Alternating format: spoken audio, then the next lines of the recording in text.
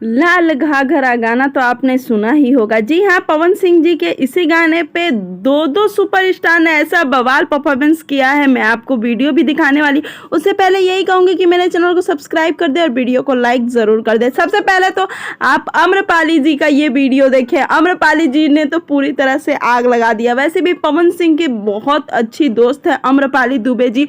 उसके बाद बात करते हैं श्वेता महाराज जी। श्वेता महाराज जी ने भी पवन सिंह जी के उसी गाने पे वीडियो बनाया है और वो गाना भी काफी खूबसूरत है। श्वेता मेहरा जी ने अपने गाड़ी में ही इस गाने पर वीडियो बनाए थे, जिसकी छोटी सी झलक मैं आपको दिखा रही हूँ। वीडियो